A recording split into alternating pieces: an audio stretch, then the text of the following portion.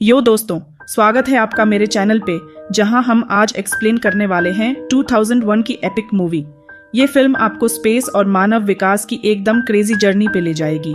तो बिना time waste किए लग जाओ अपने पॉपकॉर्न के साथ और चलो शुरू करते हैं ये धमाकेदार मूवी का ब्रेकडाउन। एयरपोर्ट पर यूएस मरीन माइक अपनी गर्लफ्रेंड जेनी से नॉर्थ अफ्रीका के स्पेशल मिशन के लिए उड़ान भरने से पहले अलविदा कहता है। 3 महीने बाद माइक और उसका स्पॉटर टॉमी अभी भी अफ्रीकी रेगिस्तान में हैं, एक क्लिफ के टॉप पर अपने असैसिनेशन टारगेट का इंतजार कर रहे हैं। आखिरकार वह 2 ग्रुप्स को सामने से आते हुए देखते हैं। एक ग्रुप पैदल चलकर आ रहा है और दूसरा कॉन्वॉय में फुल आर्म्ड व्हीकल्स के साथ। दोनों ग्रुप्स बीच में मिलते हैं और टॉमी और उसके कमांडिंग ऑफिसर रेडियो पर माइक को शॉट लेने के लिए उकसाते हैं, लेकिन माइक हिचकिचाता है। ये एक स्वीट फैमिली रियूनियन लग रहा था, आतंकवादी का बिजनेस नहीं। फिर माइक को समझ आता है कि यह तो एक शादी है और उसका टारगेट दूल्हे का बाप है, जो अब कपल के पीछे खड़ा है। वह अपने कमांडिंग ऑफिसर को स्थिति के बारे में बताता है और उससे दूल्हे को मारने का ऑर्डर मिलता है, लेकिन माइक मना कर देता है एक निर्दोष को मारने से और अपने ऑफिसर से झूठ बोलता है कि उसने टारगेट खो दिया है। उसी वक्त स्नाइपर स्कोप से एक चमक निकलती है जो सेरेमनी के गार्ड्स को उनका लोकेशन बता देती है और वे तुरंत फायर करना शुरू कर देते हैं। माइक कुछ गोलियां चलाता है और टॉमी के साथ भागने लगता है। गार्ड्स अपने बॉस को इवैक्यूएट करते हैं और कुछ गार्ड्स माइक और टॉमी के पीछे व्हीकल्स में आ रहे होते हैं, तो दोनों को मजबूरन जंप करके हिल से रोल करना पड़ता है। वे एक रॉकी फॉर्मेशन के पीछे छुपते हैं और टॉमी अपने कमांडिंग ऑफिसर को रेस्क्यू के लिए कॉल करता है, लेकिन उसका जीपीएस टूट गया है और वह एग्जैक्ट लोकेशन नहीं बता सकता। एनिमी पास आ रहे हैं तो माइक हिल पर गोली चलाता है ताकि वे दूसरी दिशा में चले जाएं। अचानक उनके दुश्मन वापस चले जाते हैं क्योंकि वे देखते हैं कि एक सैंड स्टॉर्म आ रहा है। माइक और टॉमी डिसाइड करते हैं कि उसका कवर यूज करके चलें। जैसे ही टॉमी दूसरा कॉल करता है, उसका कमांडिंग ऑफिसर कहता है कि वे वेस्ट में 5 घंटे दूर एक गांव पहुंचे ताकि उन्हें पिकअप किया जा सके। आखिरकार दोनों तूफान से निकलने में कामयाब होते हैं और असहनीय रेगिस्तान के सूरज के नीचे चलना शुरू करते हैं। टॉमी लगातार बातें करता रहता है, अपने घर पर बेटे और बीवी की कहानियां शेयर करता है, लेकिन माइक अब भी ज्यादा कुछ नहीं बोलता। फ्रस्ट्रेट होकर टॉमी कहता है कि स्पष्ट रूप से कुछ माइक को अंदर से खा रहा है और जेनी के बारे में पूछता है। संभावना के बारे में सोचते हुए माइक समझाता है कि वह उससे शादी करना चाहता है, पर फिलहाल नहीं क्योंकि स्थिति जटिल है। कुछ वक्त बाद उन्हें रेडियो पर संदेश मिलता है कि मुख्य टीम को जटिलताएं हुई हैं और नया पिकअप स्पॉट चुना गया है, मतलब दोनों को रेगिस्तान पार करना पड़ेगा। ड्यून्स के कारण रेडियो हमेशा काम नहीं करेगा, तो उन्हें अतिरिक्त सावधानी बरतनी पड़ेगी। बहुत सारा चलने के बाद माइक और टॉमी फिर से एक सैंडस्टॉर्म का सामना करते हैं और रुकते हैं, उसके खत्म होने का इंतजार करते हैं। उन्हें तूफान के अंत में एक आदमी और एक बच्चा रस्सी से बंधे हुए दिखते हैं, पर वे उन्हें नोटिस नहीं करते, तो दोनों गोली नहीं चलाते। जैसे ही हवा चलती है, एक वार्निंग साइन अपने पोल से निकल जाता है। सैंडस्टॉर्म खत्म होने के बाद टॉमी और माइक फिर से तपती धूप के नीचे चलने लगते हैं। अचानक वार्निंग साइन सीधा माइक के पैरों के सामने गिरता है। वह इसे पढ़ नहीं सकता, पर खोपड़ी का साइन स्पष्ट रूप से खतरे का संकेत देता है और उसे याद आता है कि यूएसए ने इस क्षेत्र में बहुत सारी लैंडमाइंस दफन की हैं। टॉमी को लगता है कि माइक बहुत ही सीरियस ले रहा है और समझाता है कि यह एक जगह के लोगों का मजाक है, जिससे दुश्मनों को उनके गांव से दूर रखा जाता है। टॉमी भी यह बताता है कि वापस जाने का मतलब है प्यास से मौत, इसलिए वह बस आगे बढ़ता है, आत्मविश्वासी होकर कि साइन का मतलब गांव के नजदीक है। कुछ घंटों के चलने के बाद माइक जब कुछ पर पैर रखता है तो वहीं कुछ मिलता है, लेकिन वह सिर्फ एक छोटा सा खिलौना सैनिक होता है। उसने इसे अपने वेस्ट में डाल दिया, फिर नोटिस किया कि टॉमी के पास पानी नहीं है, तो वह अपना पानी उसके साथ साझा करता है। मूड को उत्तेजित करने के लिए टॉमी पीछे चलना शुरू करता है और माइक को ओवरथिंक करने के लिए ताने मारता है। अचानक एक क्लिक सुनाई देता है और माइक अपने दोस्त को वार्न करने की कोशिश करता है, पर देर हो चुकी होती है। टॉमी एक और कदम लेता है और एक लैंडमाइन फट जाती है उसके कानों में गूंजते हुए। माइक एक कदम टॉमी की ओर बढ़ता है, सिर्फ एक और क्लिक सुनाई देता है। वह शॉक में फ्रीज हो जाता है जब उसे पता चलता है कि वह एक लैंडमाइन के ऊपर खड़ा है और बिना इसे एक्टिवेट किए वह मूव नहीं कर सकता। एक बार विस्फोट होने के बाद जब रेत साफ होती है, माइक देखता है कि टॉमी बच गया है, लेकिन उसके दोनों पैर कहीं खो गए हैं। वह दर्द में चिल्लाता रहता है और मदद मांगता है, इसलिए माइक उसे वापस शांत करने और स्थिति समझाने के लिए चिल्लाता है। माइक के मार्गदर्शन में टॉमी अपनी रेडियो वाली बैग तक पहुंचने की कोशिश करता है, लेकिन दर्द बहुत होता है। उसका मूड और बिगड़ जाता है जब वह नीचे देखता है और पता चलता है कि उसकी टांगें नहीं हैं, जिसके कारण वह परेशान हो जाता है। माइक उसे उनके परिवार के बारे में याद दिलाकर शांत करता है और उसके वेस्ट में कैरी किए गए दवाई के इंजेक्शन के बारे में बताता है।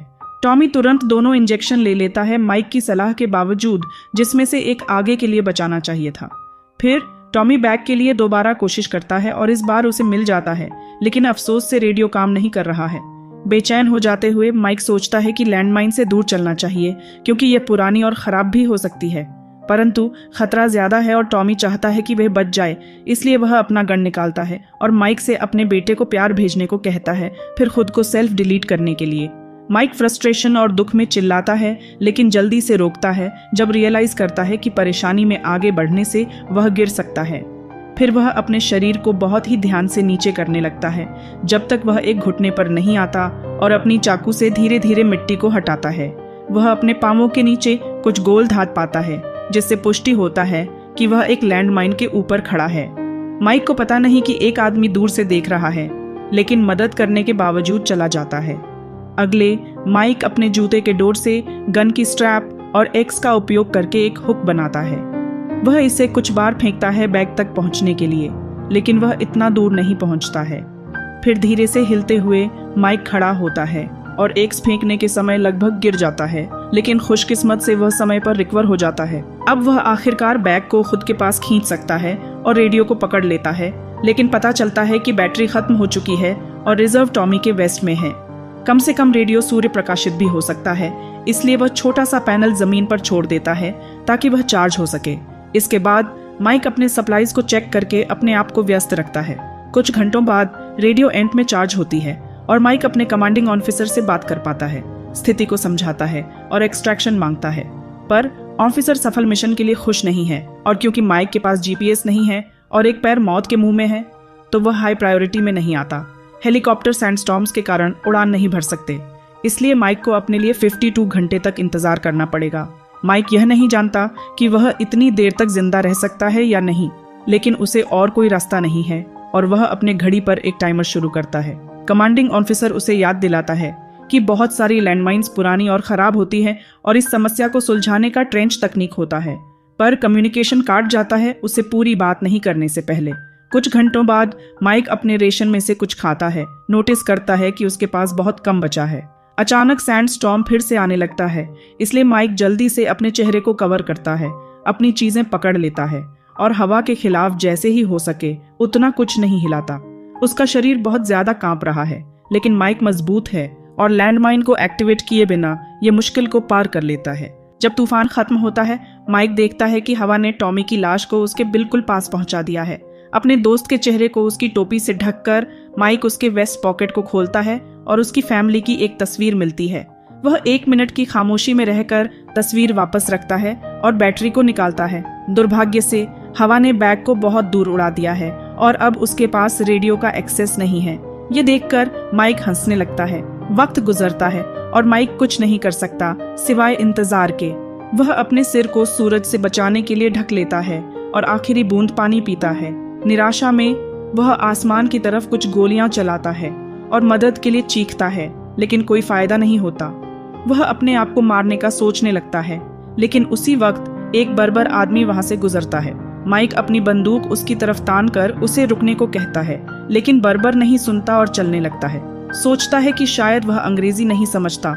माइक धमाके की आवाज निकालता है ताकि यह दिखाए कि यह लैंडमाइन का एरिया है, लेकिन बर्बर सिर्फ उसका मजाक उड़ाता है। फिर वह आदमी जिगजैग पैटर्न में माइक की तरफ चलने लगता है। अचानक से वह पूछता है कि माइक क्यों अटका हुआ है, यह दिखाते हुए कि वह अंग्रेजी समझता है। माइक स्थिति समझाता है और पानी और रेडियो के लिए मांग करता है, लेकिन बर्बर उसका मजाक उड़ाता है क्योंकि वह नहीं हिलता। वह अपनी फ्लास्क निकाल लेता है, लेकिन रेडियो में मदद नहीं करता। वह बस चला जाता है, माइक के चीखने और उसके अजीब से हिलने डुलने पर ध्यान नहीं देता। घंटों बाद माइक मजबूरन अपने बैग में पेशाब करके पीता है। उसने बस एक घूंट लिया होता है, तभी एक छोटी लड़की जिगजैग चलकर उसके पास आती है। वह उसको उसकी फ्लास्क पानी से भरी हुई देती है और माइक पीता है, समझता है कि यह बर्बर आदमी की बेटी है। फिर लड़की अपने बैग से एक टॉय सोल्जर निकालती है और माइक उसको अपना मिला हुआ टॉय सोल्जर दिखाता है, तो वह दोनों टॉय का इस्तेमाल करके माइक और टॉमी को दिखाती है। बिना शब्दों के वह टॉय को धकेलती है और माइक को कहती है कि उसे आगे बढ़ना होगा। माइक कहता है कि वह नहीं हिल सकता और रेडियो के लिए चीखने लगता है तो लड़की बस चली जाती है। बाद में जब सूरज ढलने लगता है, माइक अपने फोन पर कुछ गाने चलाता है और आग जलाता है। उसको दूर से जानवरों के चीखने की आवाज सुनाई देती है तो वह अपने फोन में जेनी की तस्वीरें देखकर और एक वीडियो देखकर अपने आप को डिस्ट्रैक्ट करता है जो जेनी ने स्पेशली उसके लिए बनाई थी गुड लक के लिए। आखिर में आग बुझ जाती है और माइक अपनी घड़ी देखते हुए सो जाता है। उसका पिता उसके सामने आता है और उसे मुक्का मारकर बचपन के एब्यूज की याद दिलाता है। यह देखकर वह जाग जाता है गिरने से पहले। फिर माइक अपनी आग को फिर से जलाने की कोशिश करता है। तभी उसको पास आने वाले जंगली कुत्तों के गर्जने की आवाज सुनाई देती है। वह अंधेरे में गोलियां चलाता है पर कोई भी गोली निशाने पर नहीं लगती। फ्लैशलाइट का रिस्क उठाते हुए उसे पता चलता है कि एक जंगली कुत्ता टॉमी का बैग ले जा रहा है और एक और उसकी तरफ बढ़ रहा है। बंदूक बदलने के बाद वह फिर से गोलियां चलाता है और कुत्ते को चोट पहुंचाता है। जैसे ही वह प्राणी पीछे हटता है, वह एक लैंडमाइन एक्टिवेट कर देता है और उस एक्सप्लोजन से पूरे झुंड को डराकर भगा देता है। अगले दिन बर्बर फिर से माइक से मिलने आता है। उसे जीने के लिए लकी मैन बुलाता है। बर्बर समझाता है कि उसे पता नहीं है लैंडमाइंस कहाँ हैं, बस ऐसे चलने से उसके चांसेस बेटर हो जाते हैं। बर्बर को लगता है कि माइक फिजिकली मूव ऑन करने से डर रहा है क्योंकि वह अपनी रूह से मूव ऑन नहीं कर सकता। जब बर्बर पूछता है कि माइक सोल्जर क्यों बना, तो माइक जवाब देता है कि उसके पास रहने की कोई वजह नहीं थी। कम से कम इस बार बर्बर रेडियो ले आता है और माइक तुरंत बैटरी बदल लेता है, पर रेडियो अब भी काम नहीं करता। फिर बर्बर माइक का चेहरा पकड़कर उसे कहता है कि वह एक फ्री मैन बने।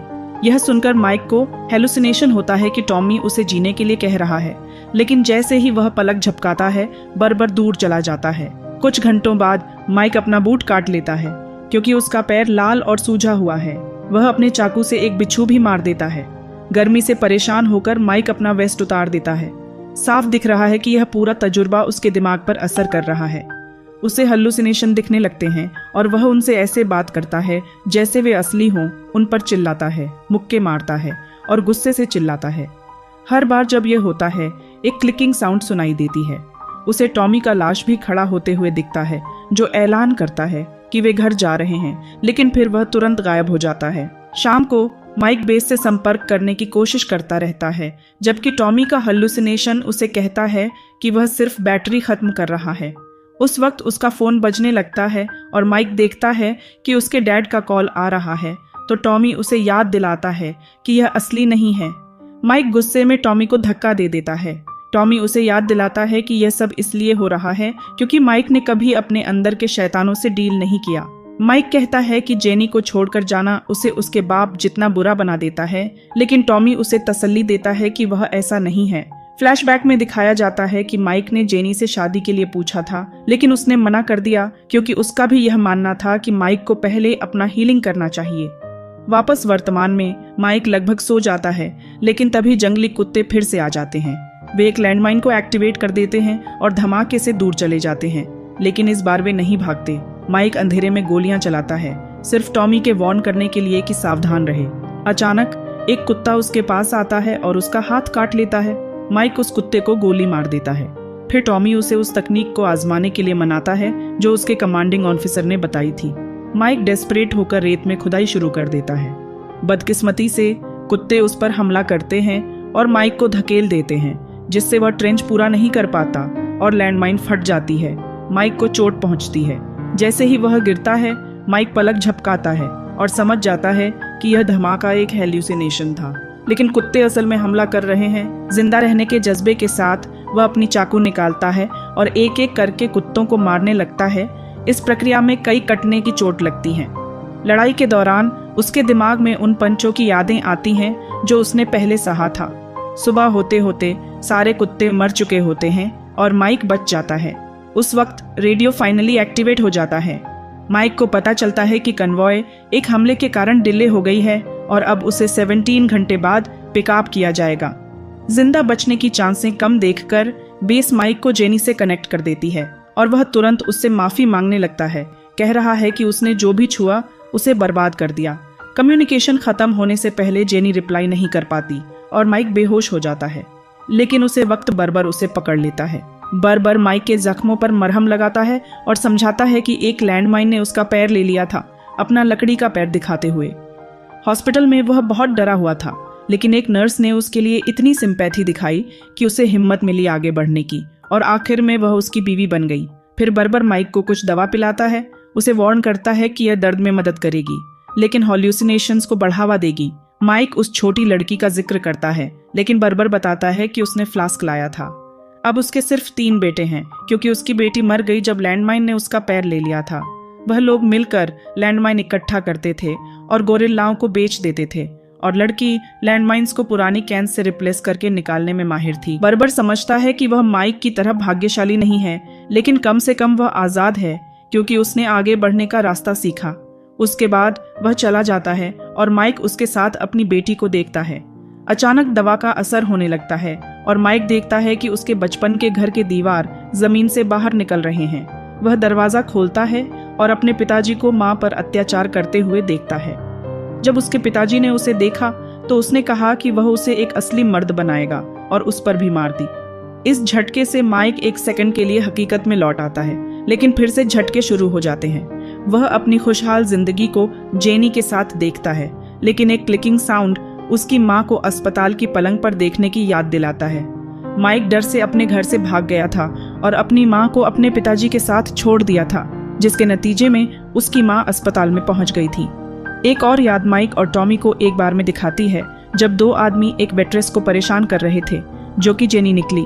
गुस्से से भरपूर माइक उसका समर्थन करता है और उन आदमियों को मार देता है जिसमें भरा हुआ हिंसा था। हॉल्यूसिनेशन फिर से मिलते हैं और उसके पिताजी फिर से उस पर हमला करते हैं। माइक का दिमाग सहारा और उसकी मां की हॉस्पिटल में मौत की याद के बीच बदलता है जो उसे आज भी गिल्ट में डालता है। टॉमी की दृष्टि उसे आखिर में बाहर लाने में मदद करती है जिससे उसको ये पता चलता है कि कॉन्वॉय आता है। रेडियो में एक आवाज भी उसे कांटेक्ट करने की कोशिश कर रही है लेकिन माइक का सूखा गला अभी भी सिर्फ मुश्किल से बोल सकता है। उसने हाथ हिलाने की कोशिश की लेकिन वह इतना दूर है कि उसे नहीं देखा जा सकता है।